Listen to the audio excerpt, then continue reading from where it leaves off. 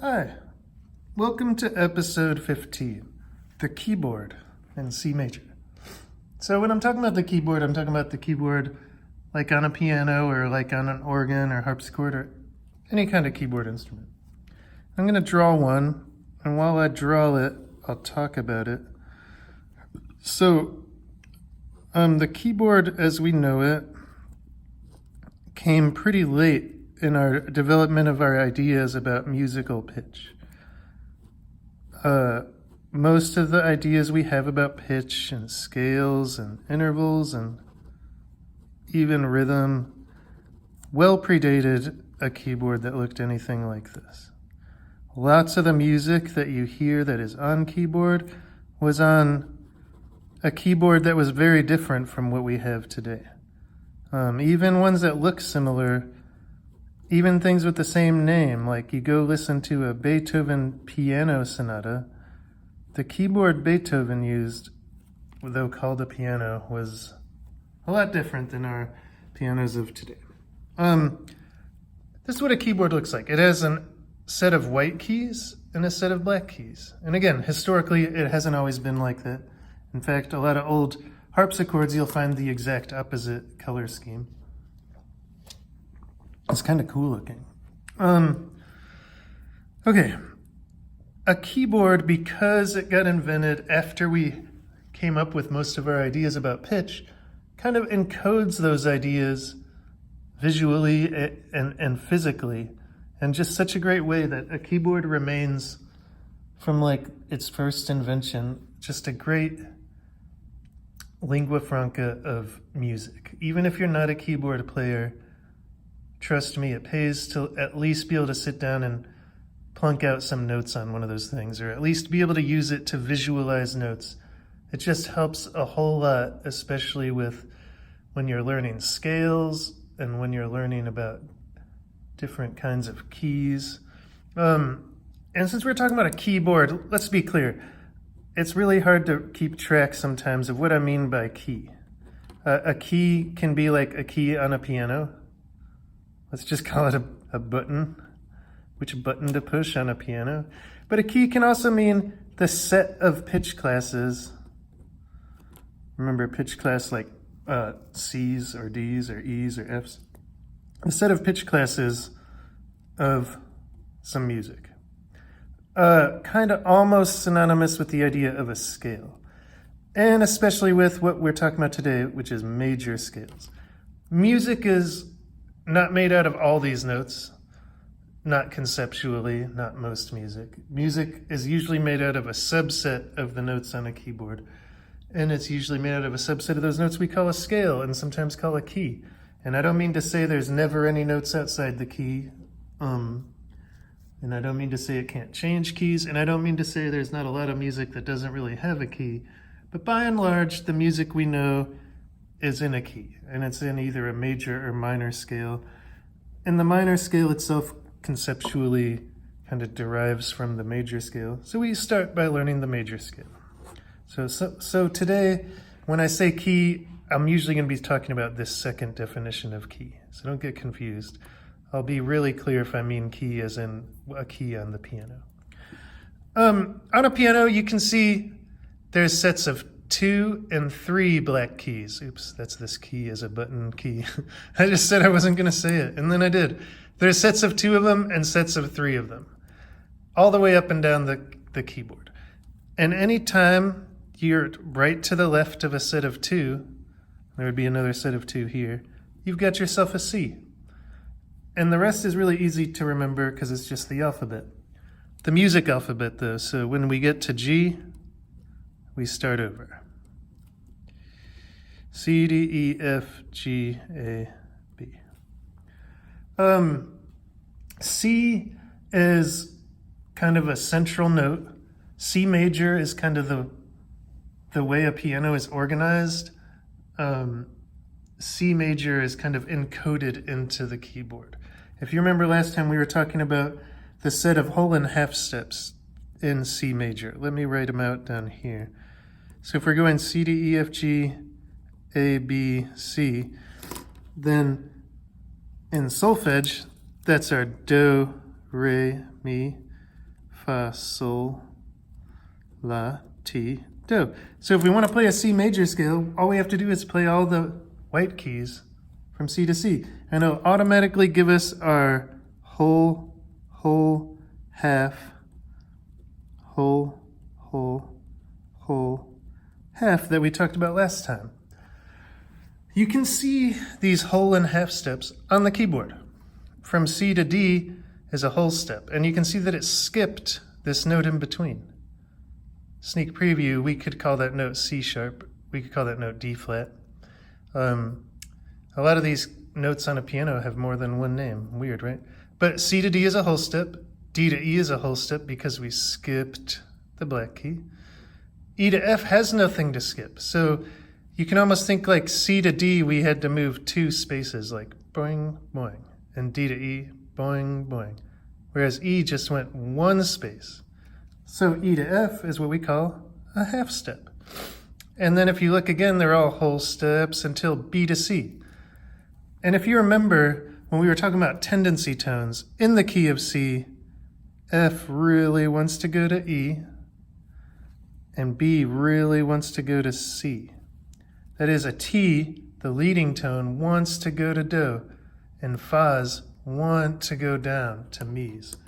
The tendency tones. And notice how the tendency tones are both half-step related. And that's a thing that will continue in music. Half-step relations have a higher tendency to want to go to each other. So, let's move on. We got a C scale. I want to get to some other stuff that happens when we try other letters as our scale. Let's try and build a G scale. Do it in green. Come down here, starting on the G. G, A, B, C, D, E, F, G. So, whenever you make a scale, you need one of every member of the alphabet. And then you need to make sure your whole and half steps are right.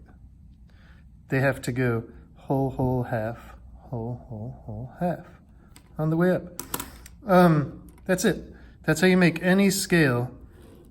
And if you forget how to make a scale, but you know where C is on a piano, you can just go find a C and play it up to the next C. You get a C scale and look at each interval and see if it's a whole step, i.e. it skips a key, or if it's a half step, i.e. it goes directly.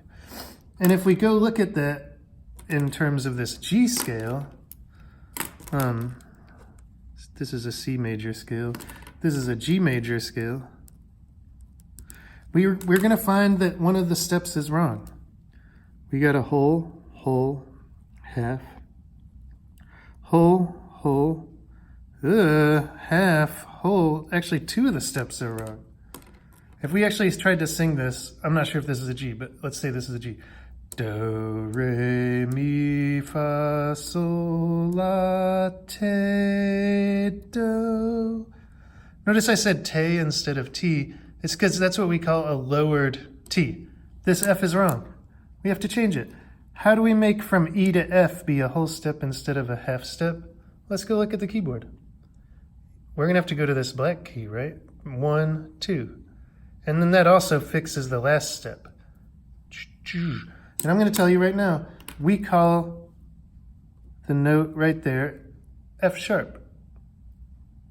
And this is actually how F sharp arose. I'm definitely glossing over and oversimplifying history here. So if you know better, just give me some leeway. When ancient people tried to sing this G major scale and noticed that F was wrong, they decided there must be 2 kinds of F, the normal F, and then this special raised F that they denoted with a line through it. It's a thing that goes on in a lot of music history. A line through something almost always is going to mean it is raised. But this sign eventually became our sharp sign. And our sharp sign is made of 2 vertical lines and 2 kind of slightly slanted upwards from left to right lines. So it looks exactly like a hashtag or a pound sign. common mistake is to write it straight. Everyone will know what you mean. It's no big deal. But don't. Write it with 2 straight lines and 2 curvy lines.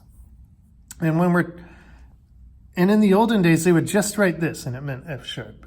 But for us, nowadays, we can put a sharp after any note. And whenever we write it down, we write the note and then a sharp as kind of a superscript off to the side. And like I said, you can have any note sharp. C sharp, D sharp.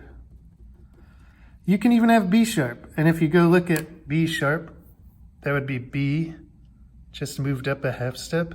So it would be the exact same key, this definition of key, the exact same key on a piano as C.